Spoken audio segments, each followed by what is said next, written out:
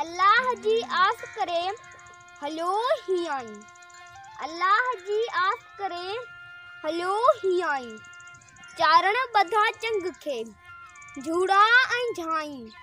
डोली राय डियाच जी दूरा डिठाई। वेंती वाहिद दर ते वेर कयाई। सबा झा साईं राव रिझाई रागसी। परदेसा पंध करे हली आयो हूँ। परदेसा पंध करे हली आयो हूँ। ऊंचो तू अर्श ते आऊं भोरो मथे भूं।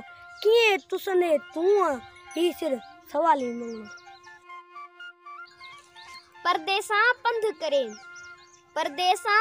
करे सुनी आयुस शान। मंगा केड़िए मत सी निसोरो नादान। सोको ड्यारी दाओ जो तमा के तर्क करे। सर्दी सालिम न रहा गर्मी थिया गुदाज। अमुन देज अमान तू साइल हणी साज। रुबाबिय खे राज खालिस देज खलील जो। तोदर आइस राजिया जाजिक वठी जी।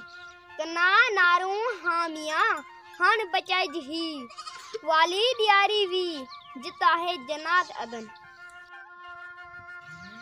ब्यादर देई बन खे आयुस तुझे दर। ब्यादर देई बिन खे आयुस तुझे दर। सुहारा सोरठ वर का मुंजी कर। भला भेरी भर पालो पांत पिनार। जाजिक जूनागढ़ में को अताई आयो। जे कामिल कढ़े की नरो वे ही वजायो। शहर सजोई सुरसी तंदुन तपायो। दायूं दरमांदियूं थियूं बायुन बादायो। चारण थी चायो तमारी आहे मंगनो। निर्ती तंद नियाज से बुराई भी जल। राजा रतोलन में उनाई अमल। राज कयाई राय सी के मोचारी महल। अना अहमद बिला मीम सैन हई साइल। के पई कल हर दोई हेक थिया। किने मारू हैं पेई कल काई। हलसा जे रमज खे तन पारसी पाई। अल इंसान सिरी व अना सिर वर्ती ई वाई। राजा रागाई हर दोई हेक थिया।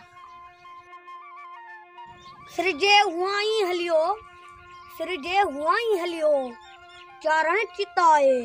तो मोड़ा जले न माल जा तो माणिक मोटाए। तो दर आयुस ते जिए तो ना न सिखियो। जे मीरासी मंगना आऊं पिण मंझा कन। के कह मुंजे कन इर्स मंझारा उन जे।